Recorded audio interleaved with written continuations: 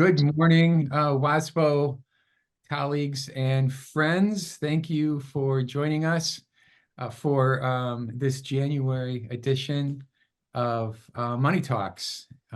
It's January 26th, a very foggy and rainy January 26th here in Madison on the sprawling campus of WASBO University here in downtown Madison. I am joined today, as always, by our Emmy-nominated co-host, the business director for Menasha School District, Brian Adesso. Hey, Brian. Good morning, Mike, and good morning, everyone. Excited for the session today. Yeah. So last week was the 2024 state ed convention, state education convention in Milwaukee, which of course meant that the weather was awful, continuing about a 40-year trend of that conference either having a blizzard or a snowstorm or sub negative 25 temperatures. But it was well attended, and I thought it was a state ed convention. It actually seemed a little bit closer to, quote unquote, normal. It's been just so rocked with all kinds of, political divisions and COVID issues and everything else. So this was almost like an old-fashioned state ed convention. And WASBO had a lot of content that we were presenting, about, I think, 10 or 11 different breakout sessions. I think we calculated that the attendance at those sessions in total from the WASBO-led breakouts was at just around 1,000 people who attended one of those sessions. So that's great. That's a great opportunity for us to help educate mostly board members and superintendents around the state on school finance. It's always a little disturbing when you're doing something on like introduction to school finance and there's business managers in the front row writing furiously, like taking notes and nodding. Like, okay, we thought you already had this. But about 1,000 people, which was terrific. And of course, the one of the most popular recurring presentations at State Ed is this one, which is State of School Finance in Wisconsin. This was the 2024 edition, which was presented by our very own Ann Chapman, who is our special guest this morning. Morning, Ann. Good morning, everybody. Yeah, so this is a great presentation, especially if you are turning the corner towards working on your new budget, for July 1 of 24, for 24-25. Gosh, the years go fast. Budget, or if you are thinking about communicating with your public around an operating referendum. A lot of great sort of foundational slides, explains where we are. And this slide deck is available, or will be, as soon as we're done, on the WASBO website. So with that, I should also point out that we're recording this in case you want to watch it again and again. Let's see if we can't, get in the top 10 on Netflix with this presentation. So, Ann, are you ready to dive in?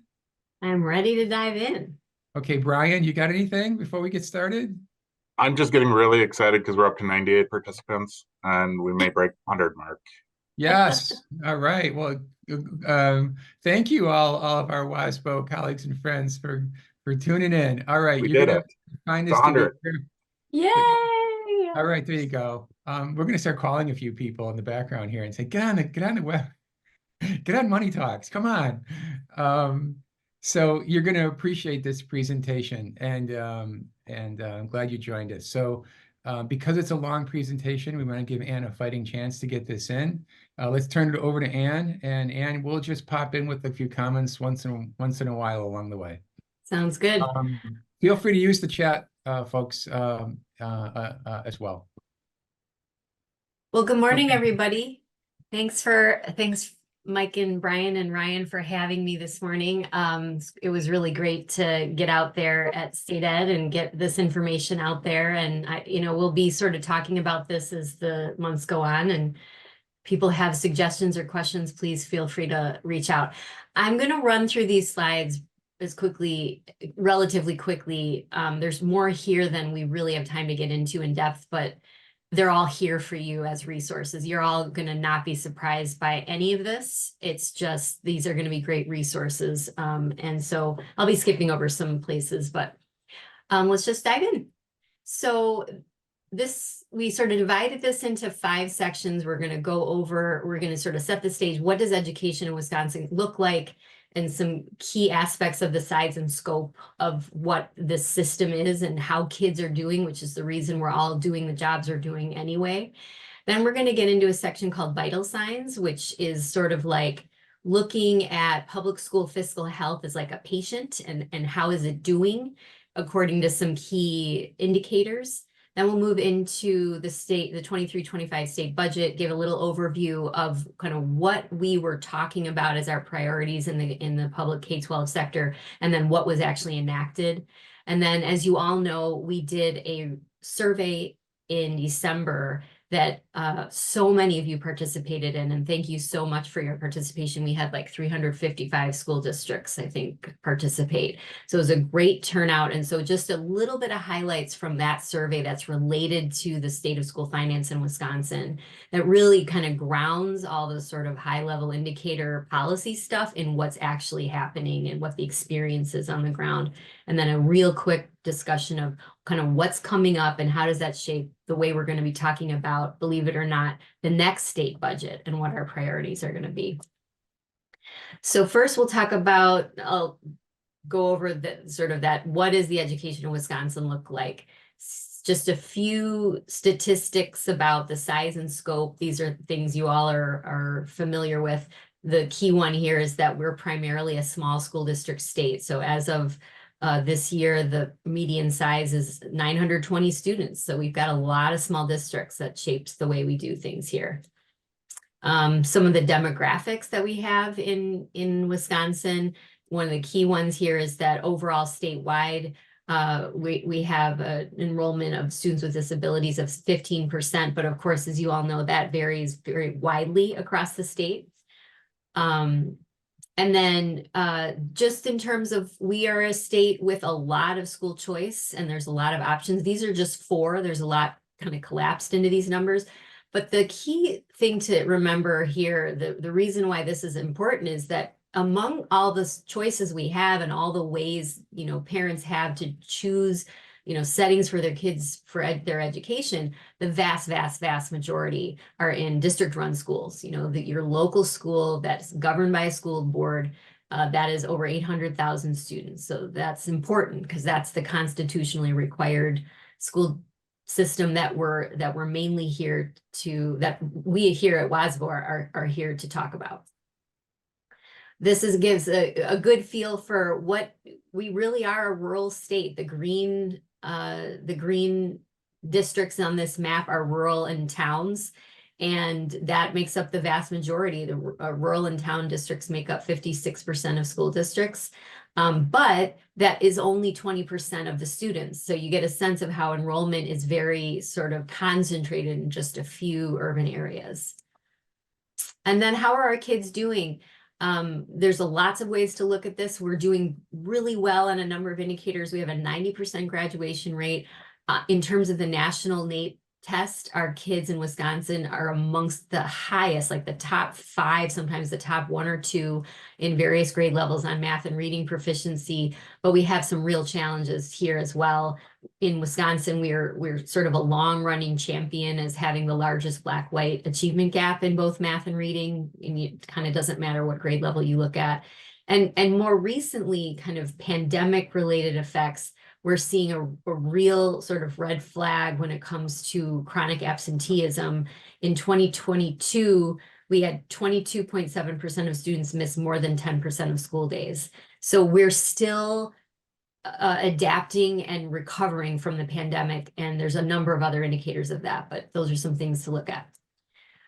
So that's the first section. What is education in Wisconsin? Now we're going to move into some of the key state level indicators of what public school fiscal health looks like. And we kind of divided this into a couple different areas. We rated each of these indicators as either healthy or moving in the right direction, as a stressor or warning. Those are the red flags. And then maybe we're not sure what the impact of it would be. And so we put like a question mark next to some of these indicators. So the first red flag is has to do with declining enrollment. And this is a chart that is a little different than sometimes when we talk about declining enrollment. This is a chart of the average change, or the average 3-year average for revenue limits across the state, starting in 2011-12. This is, as you all know, one of the most key indicators for school finance. And you can see that pandemic effect in the last few years, especially not last year, we start to recover a little bit, but the drop in the 3-year FTE was pretty dramatic between 21 and 23. And as you all remember, those were also the years that we had a 0 revenue limit increase, that where the revenue limit was frozen. So this all really fuels the fiscal stress and constraints that school districts are under now and still recovering from. Since 2011-12, there's been a drop kind of in this average number of a total of over 52,000 students since Act 10, basically.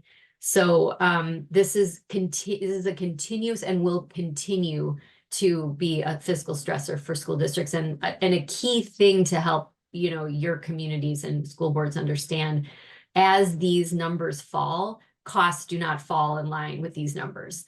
So, you know, it doesn't make sense. Some people might say, well, if enrollment is falling, so should the funding. Well, costs do not fall anywhere near close to the way these enrollment numbers have been falling.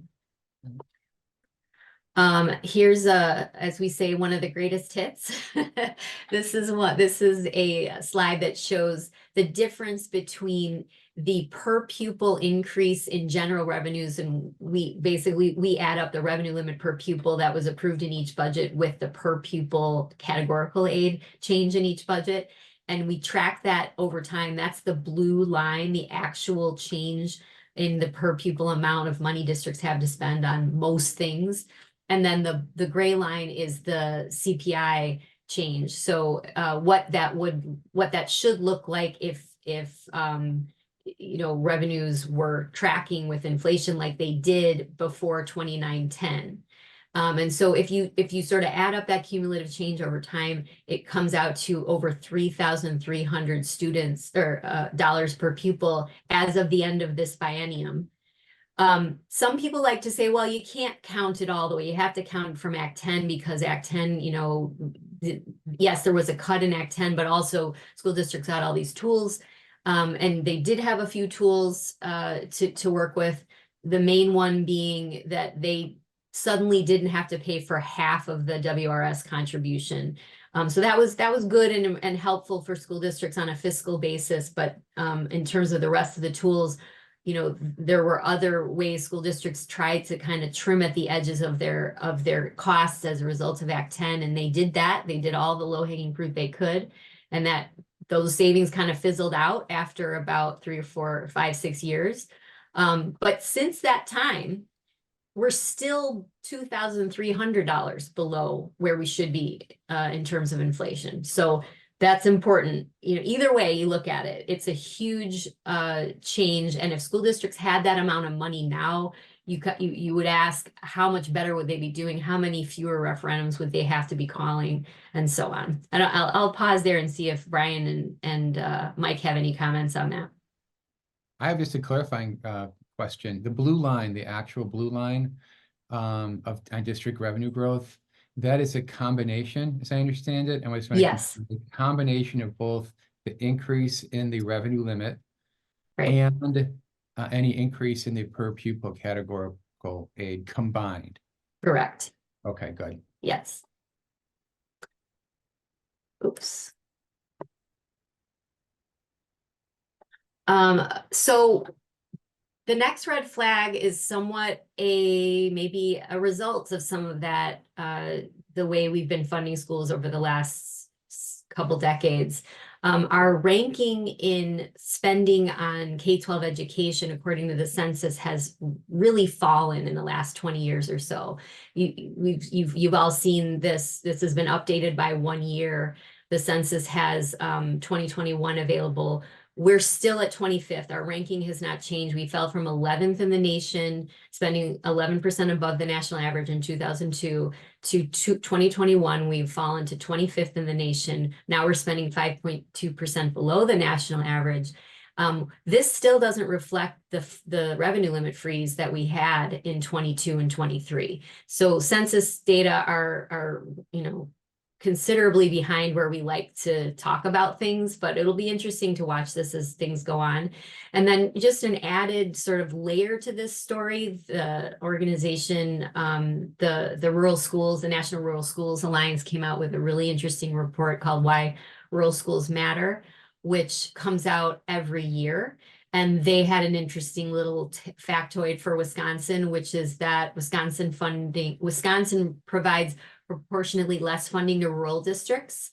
It's 11th lowest in the nation on that measure, which is important because Wisconsin is such a rural state. So rural districts are at a disadvantage on a number of levels.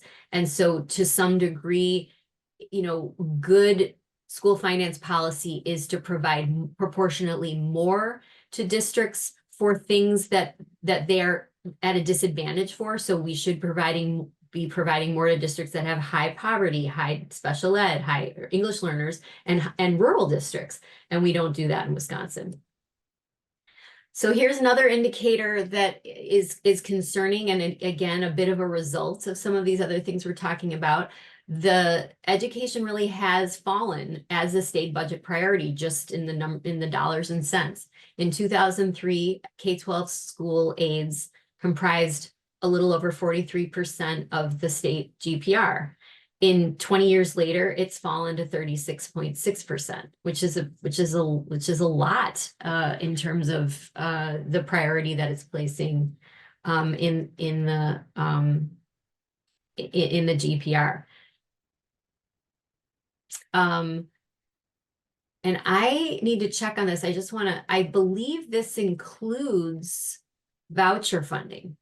So it's even less for K-12 schools. This is a hard number to separate out. This is like at a state level annual fiscal report, but I believe that number includes what we're giving to voucher, certainly charter schools.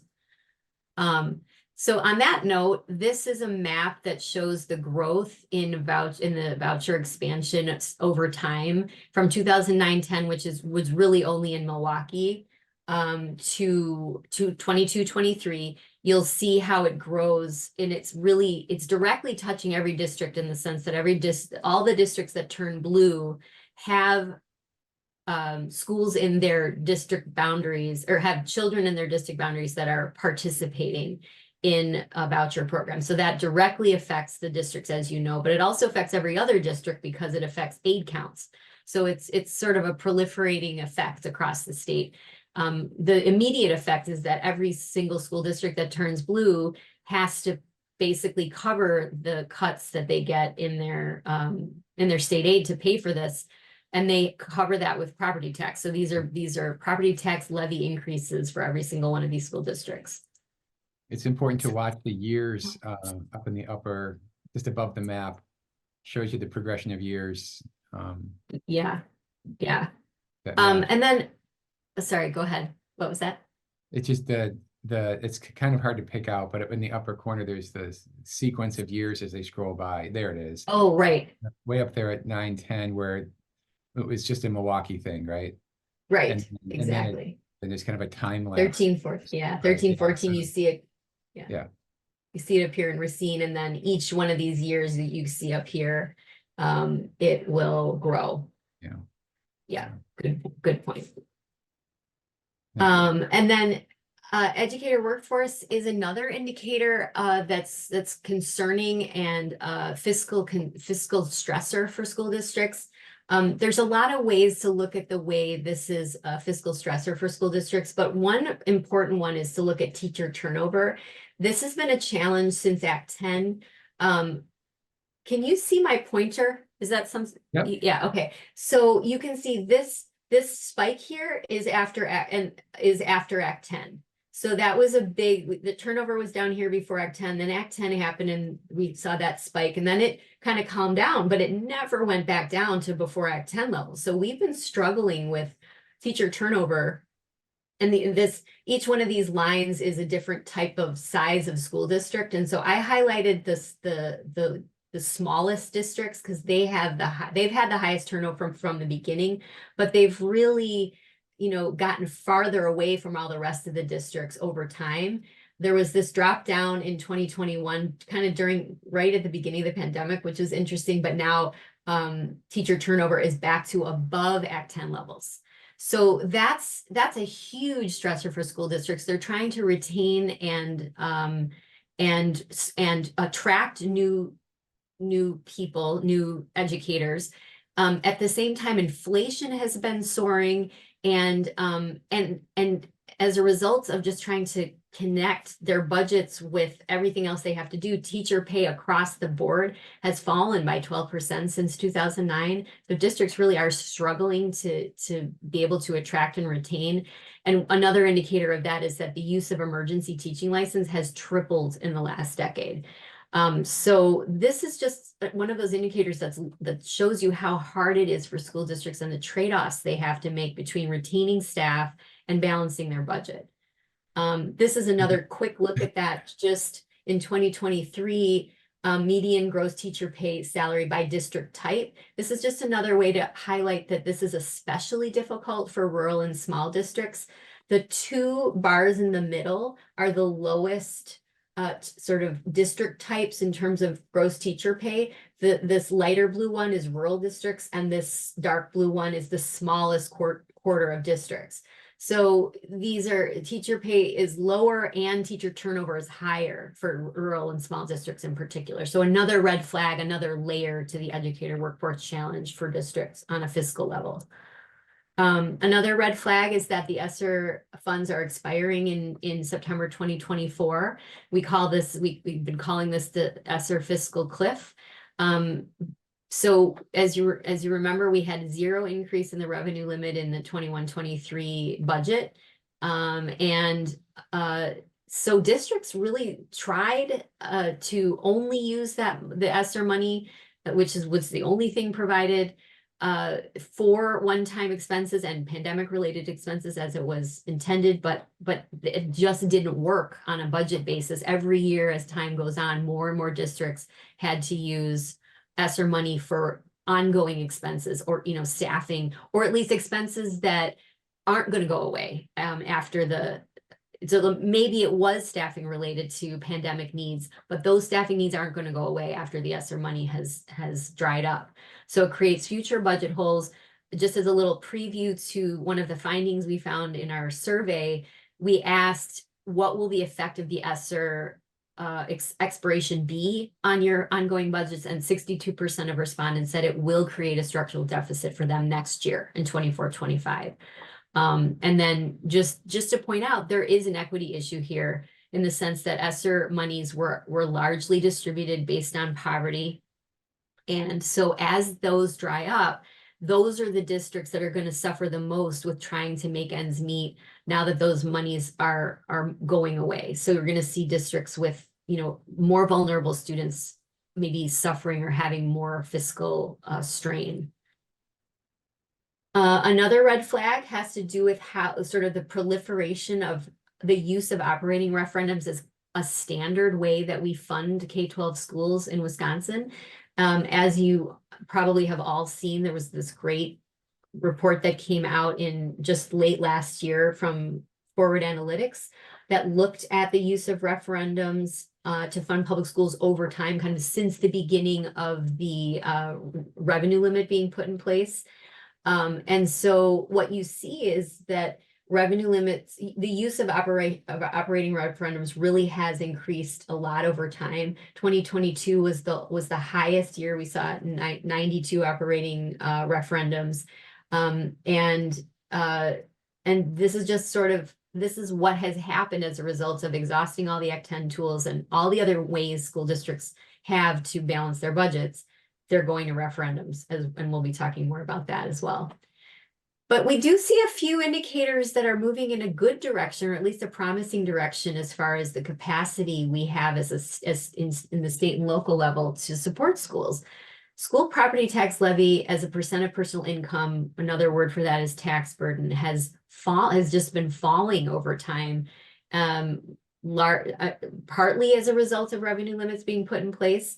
But the fact is, by 2023, we're at an all-time low of 1.51%. So tax burden, as far as school property taxes are concerned, is at a level where there's room for growth, room for movement, let's put it that way. Another way to look at this is that how is Wisconsin doing compared to its regional neighbors in terms of tax burden? And we continue to compare quite favorably with our states, the states around us. The tax burden for state and local taxes and fees is the lowest in the region, except for Michigan, and Michigan is like a little, a tenth of a penny, I guess, different than Wisconsin. We're lower than Illinois, Minnesota, and Iowa. So that's a good talking point too, when you hear, politicians and others talking about what an awful state we are in terms of taxing our people. There's lots of indicators to suggest that's not true. Inflation's another area where it's moving in the right direction, but I also put a question mark there because, as you can see, this is the CPIU for July 1st over time, starting in 2014. And so, as you all know, this is the number that is used for collective bargaining agreements. And it spiked considerably in 2023 at 8%. That was a huge stressor for districts to figure out how are they going to pay their teachers and still make ends meet, given that they had no increase in their revenues, their general revenues. But fortunately, it is recovering. As of 2024, we're at 4.12%, which is great, half the level we were just a year ago, a huge decrease, but still well above historical levels. And still, the revenue limit in the 23-24 in the budget for 23-24 only went up by 2.7%. So that's far below the amount that might be expected, that teachers and educators might be expected to get. And so how do you balance the difference? Another indicator that is sort of both potentially good and also a question mark, this is sort of good to look at. Marquette University does this poll, and they ask this question: would you rather see your property taxes reduced or increases in school spending? And that has been looking very kind of favorable over time. But in the last year-ish, it has just tipped into reducing property taxes is a little bit higher than increasing school spending, 52% to 47%. But as you can see, it's a very polarized issue. Republicans, dramatically prefer reducing property taxes, not surprisingly, and Democrats dramatically prefer increasing school spending. So you can see why referendums kind of, this is kind of related to where referendums pass, but not exactly. You could, it's something to consider when you're going to referendum, but you can sort of see why it shakes out the way it does sometimes, in very democratic areas. But they also ask a question about public satisfaction with local public schools. And on that question, it doesn't matter where you live or what your party ID is. The vast majority of the state says they have high public satisfaction with their local schools. So this is a referendums is a hyper local question, but something to look at. Did somebody want to chime in here? No? Okay. And then the last indicator that we'll look at is just the state surplus. It's at a very healthy level. We just heard from Governor Evers that it's at $6.7 billion as a state right now. So the state has a lot of capacity to address a lot of priorities. We have the capacity and the opportunity to support both taxpayers and students in public schools. If we can't do it when we're at this very healthy place as a state, when can we do it is sort of the rhetorical question to put out there. And that $6.7 billion does include the rainy day fund, but there's somewhere in the neighborhood of 4 billion that's sort of unassigned, and so we're at a very healthy place. So these are all good things. The question is, we've got some drivers of investment sort of overall. The drivers of investment in K-12 education, like enrollment and per pupil spending, are really challenging for school districts, and arguably driving the constant increase in the number of operating referendums schools have to go to. But we have a number of other indicators of state and local capacity to support K-12 that are in a good direction and really have a lot of room to support K-12 education. So the question is, how, do we have an opportunity here? Do we have a policy window to do some good investment in K-12 schools? And the question is, will policymakers take that opportunity? So that puts us at the overview of the state budget. How are we doing on time, Mike? We just hit 9 o'clock, so we got about 20 minutes. Okay. You're doing well. All right. Okay. So just to give a little overview, this slide will look familiar to a lot of you. Going into the 23-25 budget, we were talking about how do we focus on the most important things to sort of be heard and see movement on the things that are highest priority for K-12 education. And we were very unified as sort of a K-12 coalition in our communications and strategies about what we needed. What we asked for were kind of three main priorities. The first was an index or an increase in general flexible spendable dollars. We were asking for an inflationary adjustment in those areas. And one of the things, meaning revenue limit per pupil and per pupil aid, some combination of those. There was a Legislative Fiscal Bureau paper that came out that really helped school districts paint this picture in very concrete dollars and cents terms, just using LFB projections of what school districts would have needed to keep up with inflation in the 2 years where there was a freeze, 21-23, and going forward in the 23-25 biennium. If you add up those numbers for those 4 years, it came up to a little bit over $1,500 per pupil is what we would have needed just to keep pace with inflation for those 4 years. So that was a very common ask. Special education was another area we asked for an important, a substantial increase in categorical aid reimbursement. We were at 31.7% at the time. The governor asked for 60%. For the most part, K-12 leaders echoed that ask, and we got an appropriation. Well, we'll talk about what we got in a minute. And then the third main priority we talked about was that we needed help for mental health, and we asked for, similar to what the governor asked for, we needed a categorical aid that helped every district substantially with this large and increasing need. And so we're looking for kind of a categorical aid and not grants, something that school districts really could count on. So what was actually enacted? We'll go through this relatively quickly, but this is a quick overview of what happened, of the main things, mainly related to what the priorities that I just mentioned that we asked for. And I'm going to leave this slide for you to look at, but I'm going to go through each one of them in detail kind of coming up here. So the first thing is we got $325 per pupil in the revenue limit each year. So that was a great thing. That's in nominal terms, that's the highest 1 year increase that has ever been enacted since the revenue limit was created, and that's in nominal terms. But it's not going to be a game changer, and we'll talk about that a little. One way to look at that is just to look at it in the context of the graduating class of 2023. This is a slide that's familiar to you. This is we use during the to levy or not to levy article and presentations.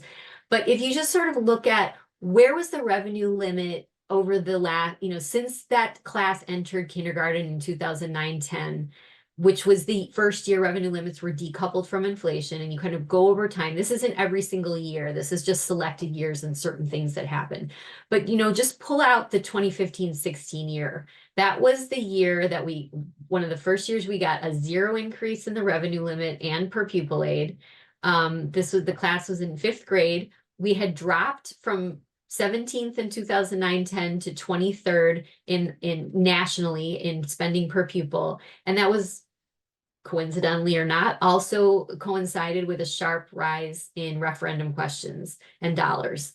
And you just kind of go through over time. By the time you get to the end of 2023, the revenue limit per pupil was over $3,200 per pupil behind inflation. So 325 is great, but we were that far behind as of 2023, $3,200. And there's a few other reasons why 325 is not a game changer. You can't just multiply 325 by your enrollment and say that's how much money we got. First of all, it's not even close to an inflationary. Like we said, overall across the state, revenue limits only increased by 2.7%, and inflation was 4.12%. It's behind where inflation would have been. School districts, the range in the increase for school districts was between 1.3% and 3.3%. So it's not even keeping up with inflation. It also varies by school district. How you're able to use that revenue limit change is affected by your enrollment trends, your share of equalization aid, the impacts on your property tax, and so on. And so by the time, as I said earlier, by the time we get to 2025, according to LFB projections, school districts will still be $3,380 behind where they should have been if it had tracked inflation. That's including the 325. So that's all to sort of illustrate. 325 is great. It's better than 0, but it's not like, you're going to have to explain to your communities that this is not a windfall. Debbie, and Debbie Burnett was on Money Talks some time ago and made that point that don't just do mental math on this, which I thought was a really great way of putting it. You really have to run that 325 through your revenue limit to see how it turns out, right? Because you might be giving back or climbing back out of a base revenue hold harmless situation, or you might have a declining enrollment exemption that it kind of gobbles up, or uses up some of that increase. And so, don't, this is not one to do on the back of a napkin. You got to actually run your numbers. Yeah. I think a lot of us found that out this fall. Yeah. Okay. So the one thing that we could say was a real win for K-12 education is that they increased the low revenue ceiling from $10,000 to $11,000. So a $1,000 increase in the low revenue ceiling. That was huge.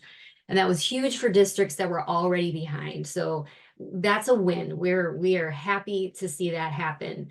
As you all know, low spending districts, everybody's been locked into where they were in relative terms as of 93, 94. So this really helps those districts that were low spending kind of catch up a little bit to other people. So as of for the 24-25 school year, it will be 24-25, I believe, 85% of districts will be within 10% of the low revenue ceiling. So that's good. And this map, you may remember, we've shown an earlier version of this map. There was a lot more disparities.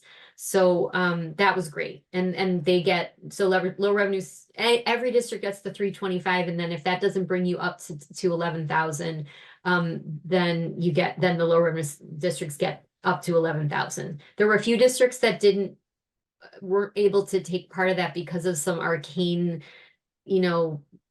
buried things in the statute. But for the most part, this benefited every district.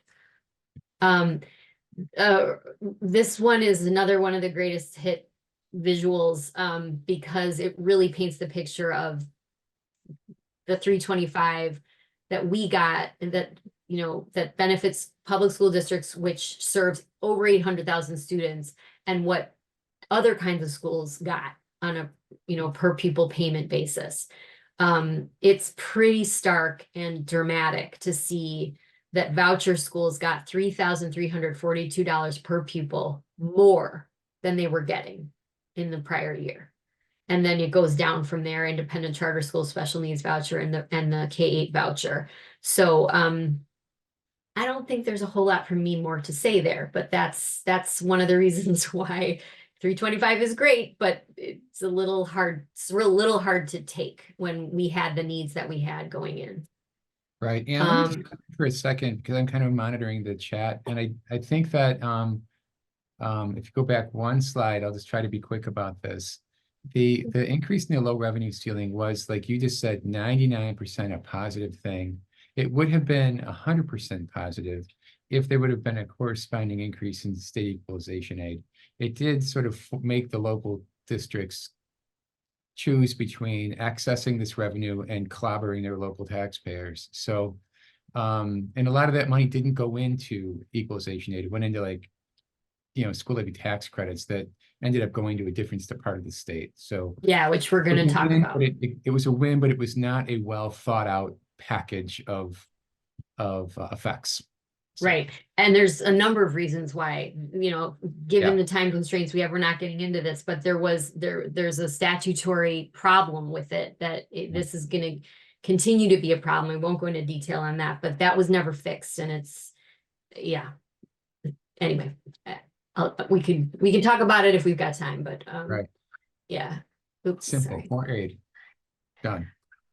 Yeah, so this is just to give you a sense of how much we're spending on voucher and charter schools as a state. As you all know, we pay for voucher and charter schools in a couple different ways, depending on when these programs were started or changed. So we pay for it both out of reduction in school district aids, and we pay for it through GPR. So if you add up all the state and local resources we spend on these programs, it's $706 million.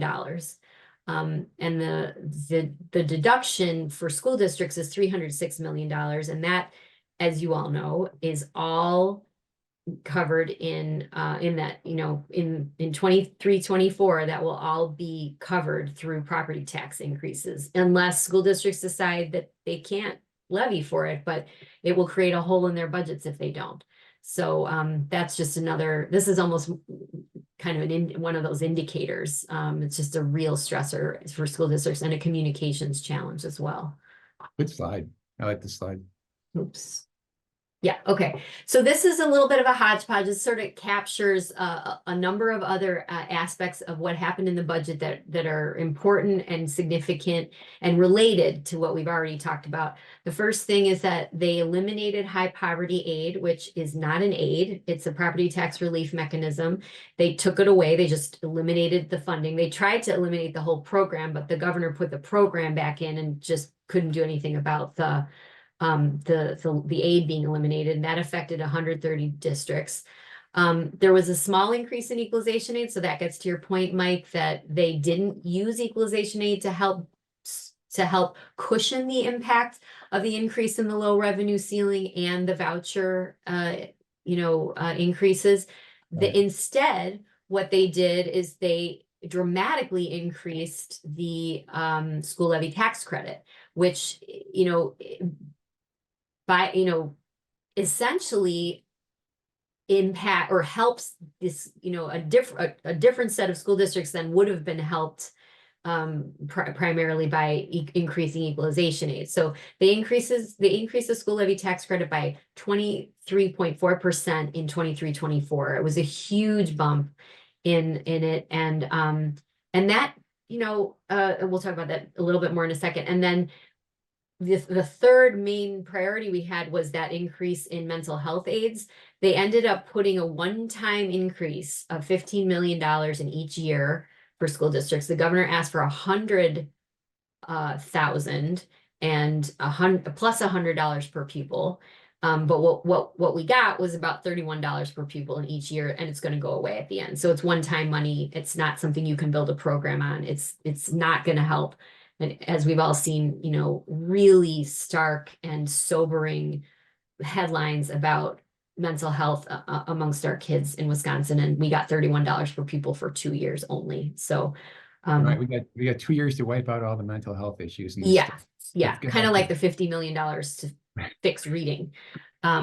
So this is just a little bit more detail on the equalization aid versus the school levy tax credit. You know, on the side there, just sort of explain the equalization aid generally benefits taxpayers in property poor and low spending districts, whereas the school levy tax credit benefits taxpayers in property wealthy and high spending districts. And so that, you know, this is what the legislature decided to use to help blunt the property tax impacts of the low revenue ceiling increase and the increases for voucher and charter schools. Special ed education, we got a tiny little bump. Special education increase. And What's that? are we advancing the screen here? Oh, nope, sorry. Oh, shoot. I was So we advancing a just- different screen. So this is the equalization aid school levy tax credit one that I just talked about. Right. And this is the one on special education aid reimbursement over time. So we were at 31.7 in the beginning of at the end of the last biennium. The appropriation that they put into special education aid is estimated to cover about 33.3% of special education costs in 23-24. So that's a far cry from the 60% that we were pretty united and the governor was united in asking for. And it's likely to be less than that because a lot of districts have used ESSER money to help cover their special ed costs. So once that ESSER money goes away, that's going to be even more of a demand on that limited, some sufficient appropriation. So that 33.3% is likely as high as we could possibly see, probably lower. I thought this was the big swing and miss for Yeah. K-12 in the Yeah. 23-25 budget. I think somebody decided that in order to get a budget deal, we could just live with a really, really minimal increase in special ed reimbursement, despite the fact this was a priority for everybody, including the governor, everybody in K-12. And somebody decided that was okay. I think that was a mistake. I think if they would have gotten a little more feisty in their negotiations and really hung in there, we would have gotten a bigger number here. I think we missed on that. Agreed. Okay. And then just after the budget, as you all have seen, there's so many headlines and articles coming out every single day about the challenges school districts are still seeing after this budget. And, you know, you hear politicians talk about historic investments in public education in the last budget. And yet we have a lot of categories of things going on where it's clear school districts are still struggling. And here's just a few categories. The cost of the new reading initiative is causing a lot of consternation, not just because of the uncertainty around the timing of it and the lift, but they invested $50 million to cover the whole state for this incredibly ambitious reading initiative. And it's not going to be enough. It's going to be a huge unfunded mandate. And we know that, or we can ascertain that by looking at other states that have implemented similar programs and used much higher investments to make them happen. We're seeing every day more and more both announcements in the news, but also official resolutions by school boards of operating referendums coming up in 2024. We're also seeing a lot of discussion about major deficits and the use of potential school closures across the state. And then, of course, mental health. We are seeing a lot of stories just in the recent few days about the challenges that kids are facing as far as mental health goes and how that takes shape in the schools and how that affects attendance and, you know, the lack of staffing that we have to help address that and so on. A couple minutes left, yeah. Couple minutes. Okay. So the bottom line is, as you alluded to, Mike, we had a big win in the low revenue ceiling, but it's not without you know, its challenges. The major missed opportunities has to do with special education aid, and 325 was not enough. The one thing that is important about the 325 though is that it was the governor did sign that partial veto that extended the 325 for 400 years, as you all remember. As we know that that's not going to be in place for 400 years for a whole number of reasons. But the good thing about it is that what that does is that puts 325 as the starting point in the next budget instead of 0. That, you know, they're going to have to enact legislation to take that 325 away. So that's not insignificant. But we're likely going to see major spikes in operating referendums. Insights from the field. These are a few highlights from the survey that we just did. I won't go into this a lot, but I've got one slide on how many districts said that they're going to see certain impacts on their students. Key here is that 81% of respondents said that they do expect to see staff attrition. So that educator workforce challenge is alive and well. And then there's a number of other impacts on here.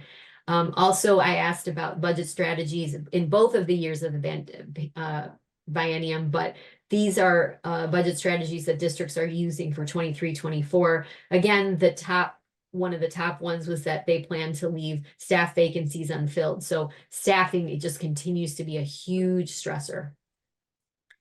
And then emerging issues, I talked about just sort of things to be having and keeping in mind as coming up, especially as we're thinking about coming together to figure out what our priorities are for the next budget. Declining enrollment is expected to continue. The applied population laboratory at UW-Madison is projecting enrollment to decrease by 10,000 students every year over the next 5 years across the state. We've got lots of political uncertainty around the maps, around elections, and in how that's going to affect the balance of the Supreme Court and the legislature. And so we've got that to sort of think about and be thinking, you know, and be considering as we're going forward. I talked about the 400 years. Operating referendums is going to be an ongoing issue. And then we have a couple bills in the legislature that we're watching. There's a couple of bills looking at moving vouchers and independent charter schools from the way they're funded now, kind of filtered through the school aid system and property taxes, and putting it all on the GPR. There's a lot of pluses and minuses to this, and a lot of potential what's the word I'm looking for? Unintended consequences of doing that, of moving it to GPR. So we're kind of watching that and communicating about that. And so I kind of close with saying, this is all here for us to use as we consider our priorities for the next budget, and planning for that is starting, you know, very, very soon. Wow. Well, you really raced through that. Great job, and take a breath. About that 400 years of $325 a year, when we do the Money Talks January 2424 edition of Money Talks, we'll be faced with uncertainty around this, but we won't worry about that for another 399 years. Just for in the way of wrapping this up, and Brian knows this as well. At the State Ed Convention, you get a real sense of how many new school board members there are around the state, and how many inexperienced school board members there are. And frankly, how much turnover there's been at the superintendent level. So a lot of new superintendents who've come up from the principal or director of C&I path, which makes sense, right? So the amount of teaching that we can and should be doing around the basics of school finance has never been more apparent to me, and really never more helpful. Our job is to teach, and in a nonpartisan, objective way. And that's what this slide deck is intended to do. Please feel free to use it, cut and paste it. It's yours to employ with your board and help get them kind of up to speed on what these big issues are. Brian, anything from you to wrap up? No, I think it just emphasizes that, you know, our funding, you know, I'm not saying that it's broken, but it probably needs to be modernized. Just with all the new issues that are going, and they just keep stacking on. Yeah, that's for sure. And hey, good news, Brian, it's only 9 months until the next EAA fly-in. And so you got that going for you. Looking And forward to fantastic job at State Ed. Great job this morning. The slide deck is available at wasbo.com. Happy Friday to everybody in WASBO world. Have a great weekend. And thanks for all weekend. the great work you're doing. Bye, everybody.